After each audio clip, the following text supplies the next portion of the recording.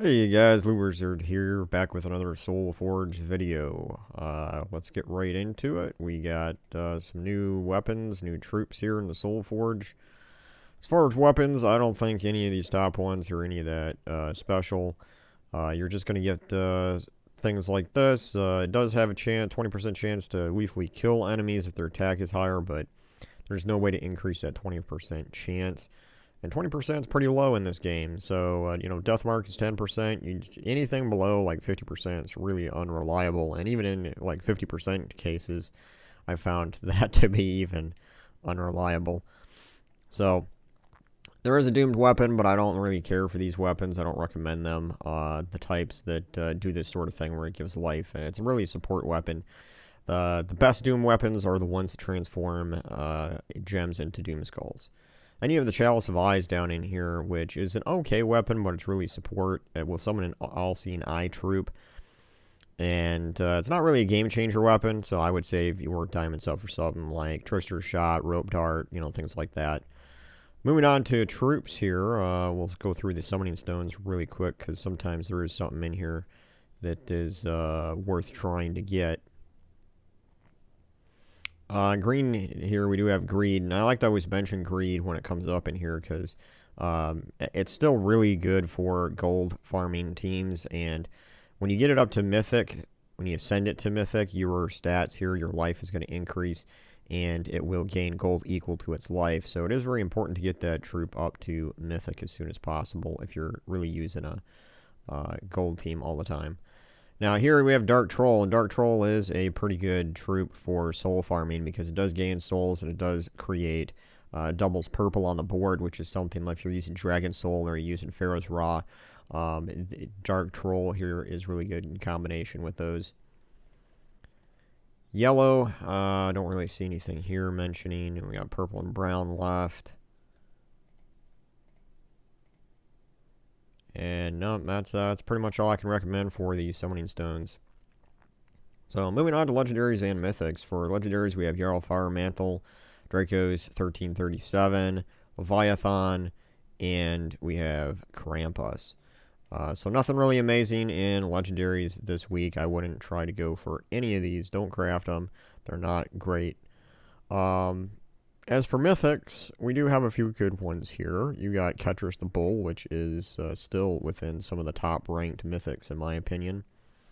Then we have Ubistet, and we have Arachnean Weaver, and Megavore. So there is actually a few good ones here. Ubistet is not as powerful as it used to be, so I think I'm going to actually put this in the last place. And Megavore is still really useful in some situations. It eliminates all armor from all enemies, deals 73 damage to an enemy, submerges itself. Now, this damage here is basically true damage because it will eliminate all armor.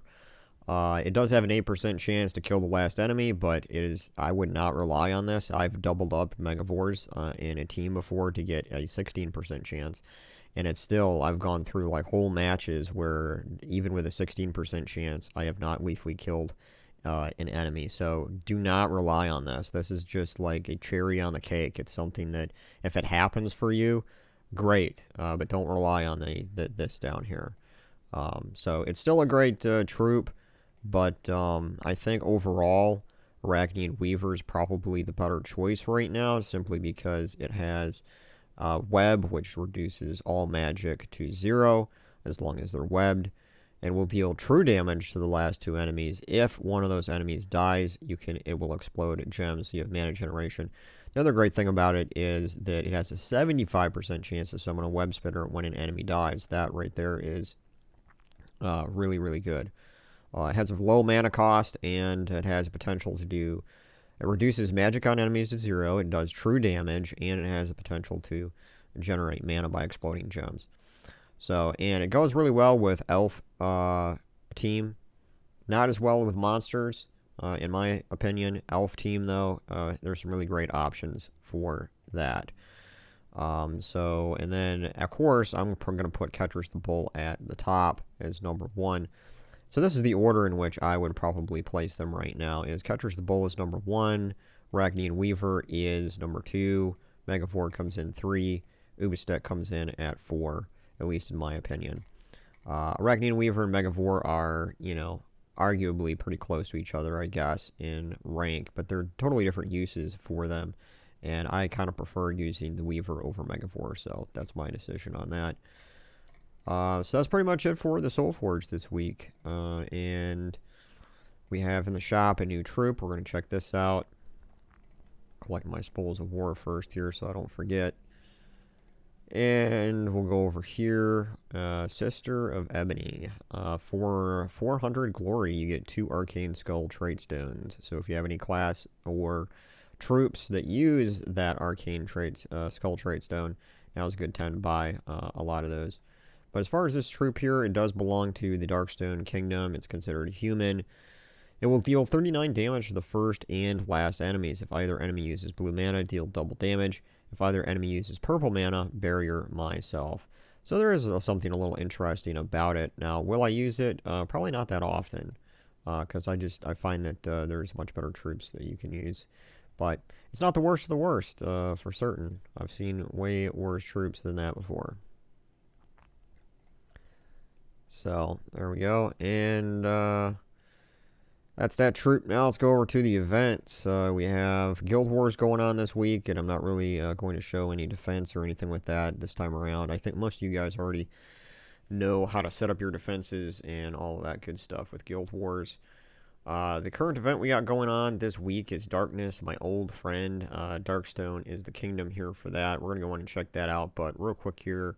Portals are opening later this week in 3.5 days. So midway through this week, we are going to have another event. Portals are going to open up, which, in my opinion, these kind of weeks are the most frustrating for me because I'm already strained for time, free time to continue playing the game. And then, so this week is going to be horrible for me because I have Guild Wars, which is a daily thing. And then I have the Darkness Meld Friend event, and then, of course, later the week, they're going to have another one. So I'm going to have 3 things to do here, events to try to keep up with. And then, on top of that, they still want you to continue doing this campaign, which I've totally given up on the campaign. It just isn't worth it for me. So let's go in here and take a look at this event and see if we can... We're going to go to the shop and buy our medals, or at least buy the badges until we get up to a medal. And there is a weapon in here, and it's this one here, the 20% chance to kill. So we're going to get it anyway in here. I forgot to mention that when I was over in the Soulforge. That you can, if you do want to pick this weapon up, definitely get it here instead of crafting it. So we got a medal. Let's go equip it so we can get right into talking about a team. It is 160% spell damage, so that's what we need to focus on, is the spell damage. And next thing, what restrictions do we have? That's the question. We have a restriction of purple color and assassin and mages. So that will be interesting here. Let's see what troops we have available. So we have Elamagrum, Infernus, Ishtara, and Ishtara is going to do damage to all enemies. It's kind of like a similar version of Elamagrum. We have Obsidius, which is good. Will of Nisha, Yasemin's Chosen. Looks like those are the mythics there that we can use. Lariza is a good troop here for a Madness Storm, so we may want to throw that in there. Since purple is like the color we're restricted to, we might as well throw that in there. As for legendary cards, the ones that I'm going to say might be pretty good here are the Kraken. Medea does do damage to all enemies if you do have that. Queen Mab might still be useful. Queen Titania, that's going to do damage to all enemies. Starflower, damage to all enemies, and does have a chance to transform enemy into a pixie.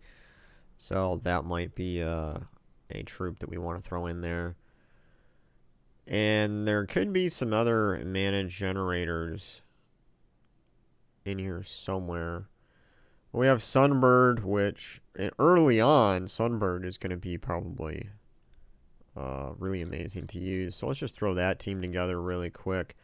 And then as far as like weapons, you could use something like Doomed weapons here. You could use the Fiend Fire weapon, which is a class weapon that you can get. So that one, Reflection of Good is a mana generator. Since we already have damage going on with the Sunbird, and the Starflower, I think I'm going to throw that in there for now anyway. You do have Black Manacles, which is another good damage weapon. So we have some good options here for sure. As far as class, let's go Archmagus because of the double purple, and let's go to double purple blue banner. And yeah, so early on, I mean, I don't know how far this team would actually take us.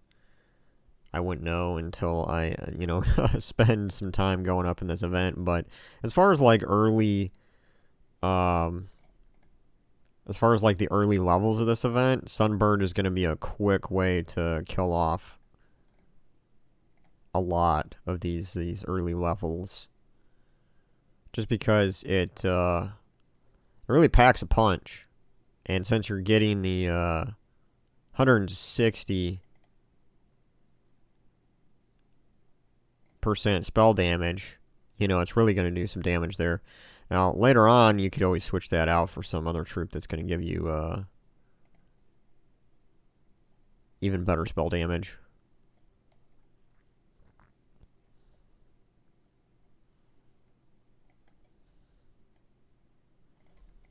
But yeah, this is going to be really easy going through a lot of these early levels like this. So that's pretty much my my recommended team here to start out with. Something like this. And there's a lot of good troops that you can use this time around, so that's a good thing. So anyway, guys, thanks for watching as always, and love you guys, and I'll catch you on the next video. Later.